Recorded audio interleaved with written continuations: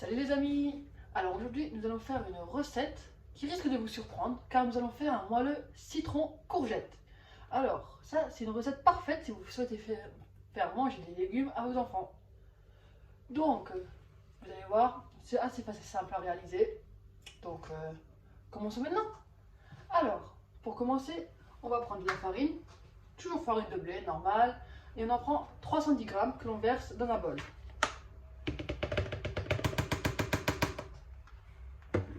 Ensuite, avec ça, on va rajouter la levure, le sel et un peu de cannelle. Donc, 2 cuillères à café de levure, une demi-cuillère à café de sel et une demi-cuillère de café de cannelle. Vous pouvez également rajouter une demi-cuillère à café de cardamome, mais ce n'est pas obligatoire, moi je n'en ai pas donc je n'ai pas rajouté. Et vous pouvez également rajouter une demi-cuillère à café de bicarbonate de soude, mais ce n'est également pas obligatoire car nous avons la levure. Voilà. Ensuite, quand vous avez tout ça, vous mélangez. Et voilà. Donc ça, c'est la première étape. La deuxième étape, vous prenez donc un autre bol. Et là-dedans, vous allez donc mélanger.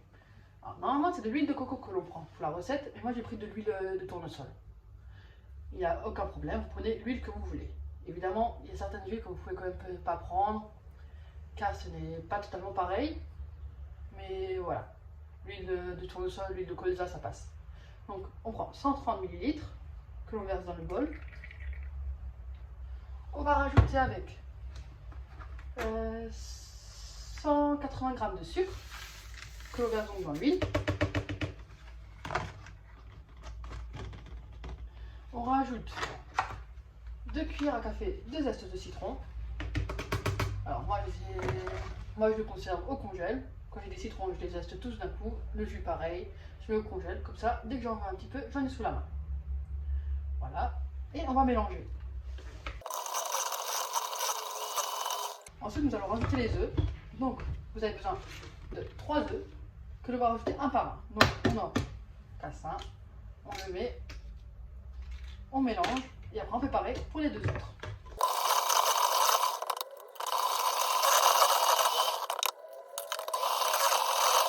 Et voilà. Donc, une fois que les 3 œufs sont rajoutés, vous pouvez voir que ça fait un mélange totalement homogène. Et là, on va pouvoir rajouter le mélange que l'on a fait précédemment avec la farine. Donc, nous allons le rajouter petit à petit, tout en mélangeant pour éviter que ça fasse trop de poussière. Et des gros également.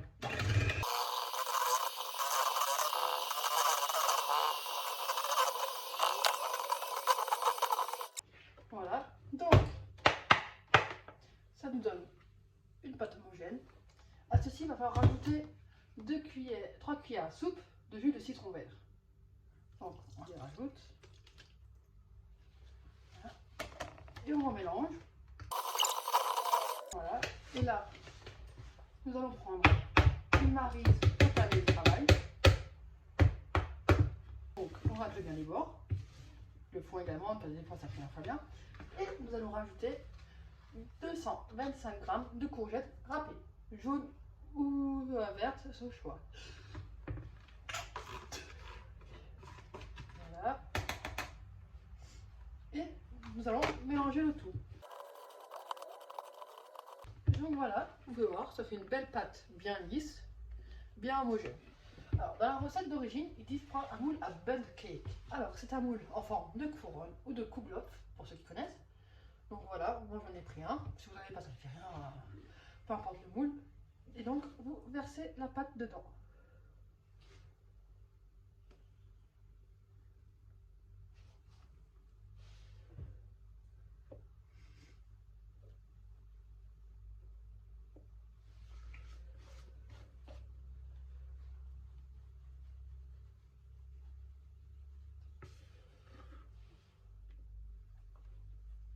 Je remarque que le moule est un peu petit, donc je vais garder le reste de la préparation de côté, je vais mettre dans un autre moule et nous allons donc enfourner ceci pour 25 minutes. Nous nous retrouverons au bout de ces 25 minutes pour voir le résultat et terminer le gâteau. Voilà, à tout de suite les amis. Et donc voilà les amis, nous nous retrouvons après 25 minutes de cuisson, puis 15 minutes de repos avant que je puisse démouler mes petits gâteaux. Donc voilà, celui-là c'est le principal, donc le grand que j'ai fait. Et donc j'ai réussi à faire 4 petits muffins avec ce qui me restait comme pâte. Et donc là pour la fin, vous allez les mettre sur une grille, au-dessus d'un plat ou peu importe pour récupérer le glaçage. Et donc pour le glaçage, ça va être très simple. Il vous faut 130 g de sucre glace, ainsi que 25 ml de jus de citron. Vous mettez tout ça ensemble, vous mélangez. Voilà, une fois que tout est mélangé, vous prenez une maryse, vous enlevez bien tout ce qui est sur le bord, vous cassez les grumeaux si jamais il y en a, et on va venir glacer. Donc vous allez faire couler sur le grand gâteau le glaçage.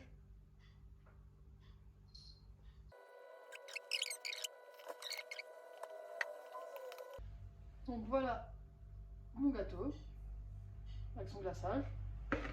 Et là, comme les petits, il n'y a pas de glaçage, on va les enlever. Et là, on va le remettre au four à 100 degrés pendant environ 8 minutes pour que le glaçage puisse sécher. Et donc voilà les amis, après les 8 minutes au four pour que le glaçage sèche, voilà, nous avons un joli gâteau avec un beau petit glaçage, très fin, donc ça ne rajoutera pas énormément de sucre. Et voilà, comment surprendre vos invités ou faire manger des légumes à vos enfants. Voilà, j'espère que cette vidéo vous a plu et évidemment je ferai encore d'autres. Donc n'hésitez pas à laisser un petit commentaire ou un petit like. À la prochaine!